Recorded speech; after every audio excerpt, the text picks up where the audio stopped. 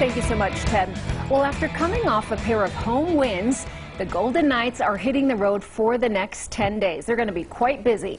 Sports Director Chris Matthews joining us now in studio with more on their very first stop for that. Hey, Chris. How you doing, guys? Yeah, I'll tell you what, this is the first stop, and it takes them to San Jose for back-to-back games against the Sharks on Friday and Saturday. So there's 6 games in 10 days. That odyssey starts with their most hated rivals.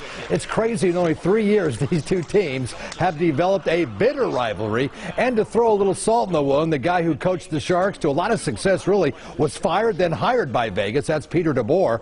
The Knights have beaten this team already once. It was at their place. Vegas won it 3-1. So you know it's going to be a heated game once again. We thought, hey, let's get the Sharks' take on the rivalry in the upcoming game with Vegas.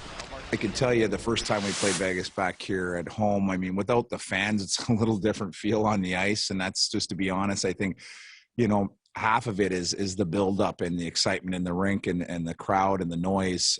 Without that, there's still that, you could see there's still that hatred for each other and that rivalry. I watched a lot of different games, especially the rivalry. So obviously I could see how high tensions can get and how much these teams can get into each other's girls a little bit. So obviously I know it's a big game. It's a physical game. It's a fast game. Guys are chirping. Guys are, trying to get in each other's face. And, well, that's what the rivalry is, and that's what it's supposed to be, and that's what it's going to be.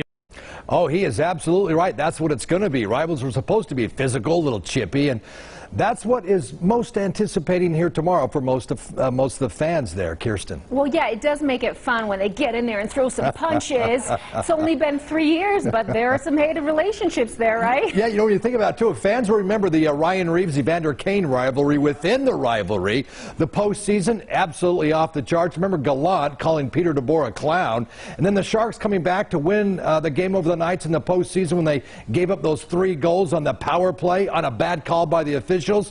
That is what makes sports so fun, the rivals. Certainly is. My goodness. All right. Thanks so much, Chris.